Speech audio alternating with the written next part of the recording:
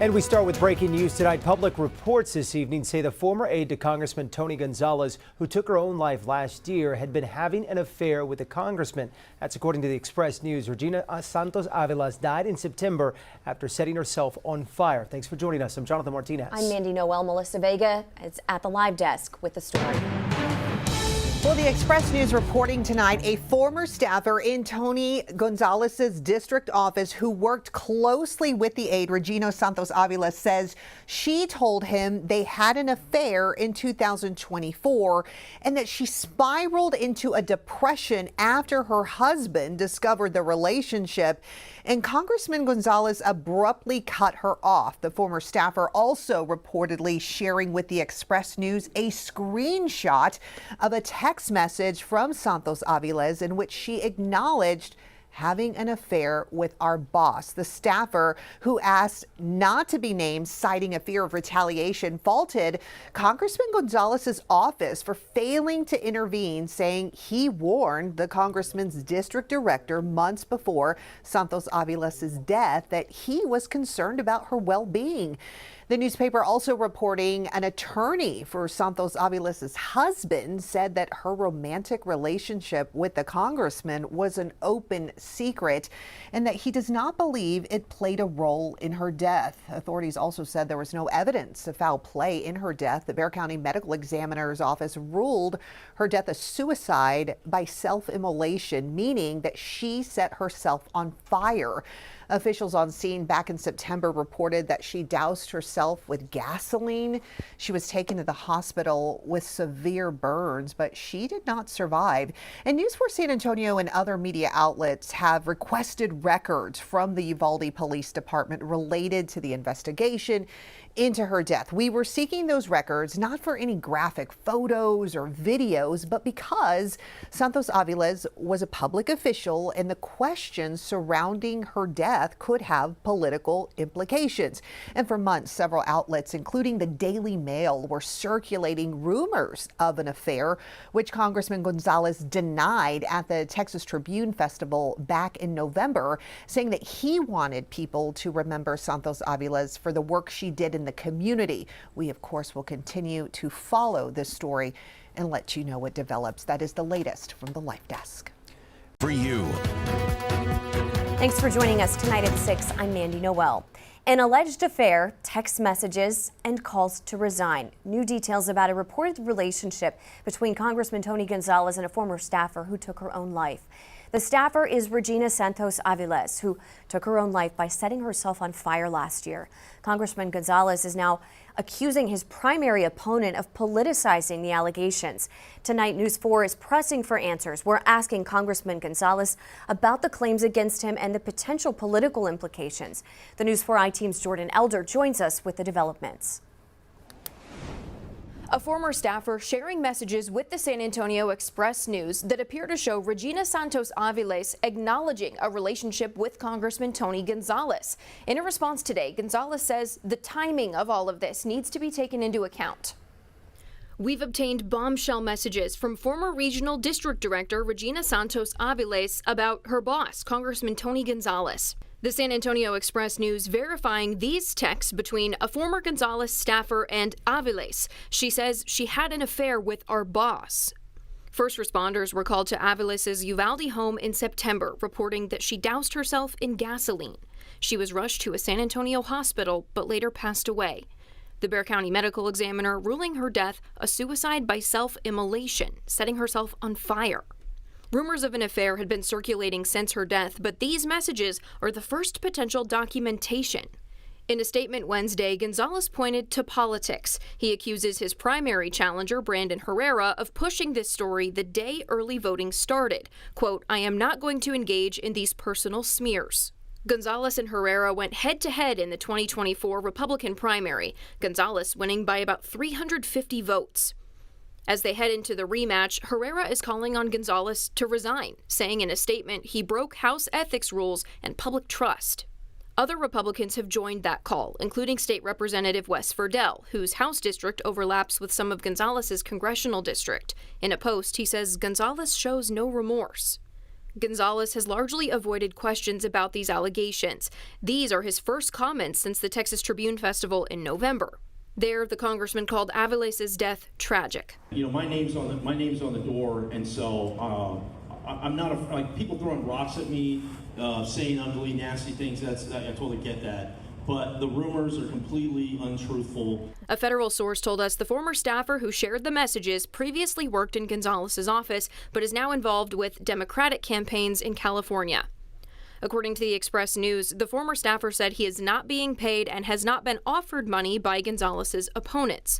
We reached out to the Herrera campaign for comment. Gonzales' office has not responded to follow-up questions from our team. President Trump endorsed Gonzales for this race back in December. Jordan Elder, News 4 San Antonio. Tonight, political opponents call for Congressman Tony Gonzales to resign as new information emerges about an alleged affair with a staffer. Thanks for joining us tonight at 10. I'm Mandy Noel.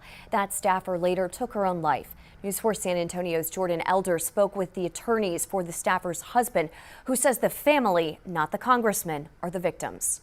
Constant denials are what finally spurred Adrian to say, I am tired of Tony calling my wife a liar, calling me a liar, calling his staffer a liar, when the only liar around is Tony Gonzales. Strong words from attorney Bobby Barrera about how Congressman Tony Gonzales is handling the recent headlines. Text messages released by a former staffer show Regina Santos-Aviles acknowledging an affair with her former boss. And Barrera says that's not the only evidence. We have all the texts. I've seen them, I've read them, and there's nothing that Tony can say that would dispute the texts that he sent back and forth with Regina, clearly being related to a sexual affair. Santos-Aviles died in September after setting herself on fire. Barrera is now representing her husband. He says the marriage issues, her mental health, and her eventual decline all point back to Gonzales. So when the congressman released this statement Wednesday, pointing to his opponent, Brandon Herrera, saying this was an attempt to score political points, Barrera says it was too much for Regina's husband. He has to live with this issue now that his wife's death has become a political football between two candidates vying for a political office. What are the next steps for you and your team as this moves forward? We're going to explore any potential legal issues, legal remedies, potentially the sexual harassment and workplace harassment after the discovery of this affair. As for the political fallout, the San Antonio Express News has pulled their endorsement of Congressman Gonzales. They were the first to report the staffer's allegations. President Donald Trump endorsed Gonzales in December, and at this time, it still stands. Jordan Elder, News 4 San Antonio. How is Adrian doing? Obviously, this is a tough news cycle that I'm sure he's having to see a lot of. Well, clearly, it wasn't Adrian who brought this issue to the public domain. It was a staffer from Tony Gonzales's office. So Adrian is having to deal with the emotional reality that political fodder is being made of his wife's demise. And so it's clearly troubling for him and his son emotionally. How old is their son now? I believe he's 7, going on 8. Wow. What do you know about when this affair started? Was this something that was widely known about? The affair was discovered in early June of 2024, and there's evidence that it may have been going on for at least a month, based upon staffers' knowledge of their locations being together at some remote cabin on some river. The affair was discovered in early June, and through texts that were observed by Adrian. And so it began there with a conflict between, of course, Adrian and Regina. And then after the discovery, the conflicts became more apparent between Tony and Regina in the workplace. What was it about those messages that convinced Adrian that this was happening? Well, when you say it was the messages were the discovery, the confirmation was Regina's admission. And so when Tony goes public in the domain saying to his constituents and to all the world that this is a political hack job by his opponent. What he's doing is calling this beautiful, spirited person that he had an affair with, he's calling her a liar. But certainly, Adrian and Regina would not have split up over innuendo. And this is an admission by Regina that she was having an affair with her boss, Tony Gonzales. Has Adrian shared with you anything about the nature of those messages between Regina and the congressman? Well, we've had a forensic download, so I have seen any number of texts and pictures back and forth between them. Adrian is aware of them, but Adrian, because of the emotional impact of reading these things, has not viewed all of these messages with any particular interest other than the acknowledgement that she was having an affair. Why has Adrian chosen to retain you as this plays out in front of the public eye? Adrian contacted me in regard to any particular potential litigation issues, any fallout issues resulting from the office place harassment that his wife was enduring. And but this issue being in the public domain is not Adrian's doing. But I was contacted for the purposes of exploring potential legal remedies on his wife's behalf for the workplace harassment and sexual harassment that she was subjected to. At this point, do you believe that the allegations of the affair had anything to do with her death when she took her own life last year?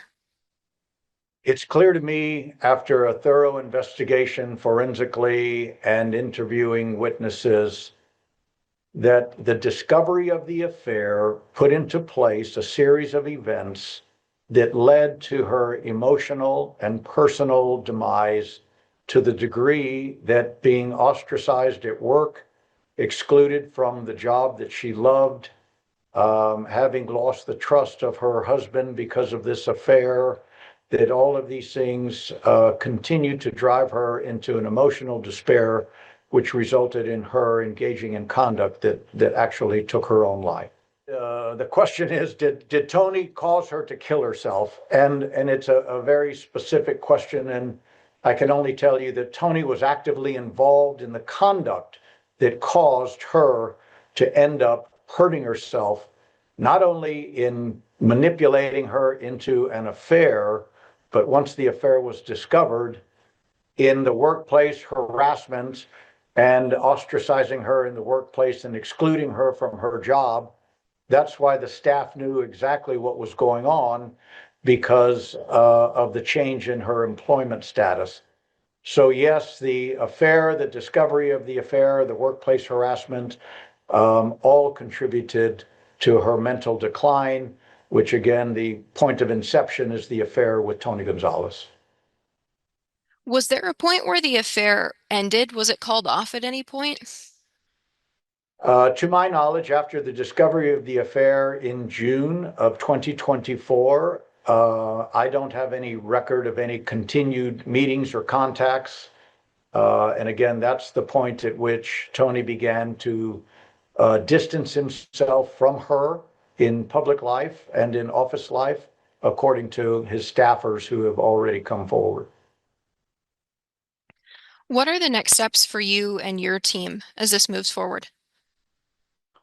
Well, we're going to explore any potential legal issues, legal remedies. The Congressional Accounting Act specifically deals with congressmen and elected officials who have engaged in workplace harassment or sexual harassment. And there are some remedies available through that. But again, we're here today not because of Adrian. We're here today because one of Tony's own staffers could not take any longer his denial of a relationship that everyone at the office knew was a real affair. And so we're going to continue to explore potentially the sexual harassment and workplace harassment after the discovery of this affair. Is there anything else you think is important for people to know as they watch this situation in the headlines? Oh, I think Adrian wants everyone to know that this is not about Tony Gonzales's political career. This is conduct that he engaged in, which caused the death of Adrian's wife, their son's mother, and that she should not get lost in this alleged victimization of Tony Gonzales, because she is the true victim in this case. And Adrian wants people to know that he wants her memory honored. And this is not anything to do with him going after Tony's elected position, because again, we didn't bring this to light. Adrian didn't bring this to light. He's only responding to the media crash because of the allegations made by Tony's own employees. Adrian has known about this affair since June of 2024. You have not seen Adrian go public with one bit of information until the staffer came forward. Adrian's issue is with the constant denial by Tony Gonzales that he had an affair with Regina. It's bothersome to Adrian that Tony is trying to walk away from a situation that he clearly created, had a clear hand in the death of this young lady. And his constant denials are what finally spurred Adrian to say, I am tired of Tony calling my wife a liar, calling me a liar, calling his staffer a liar, when the only liar around is Tony Gonzales.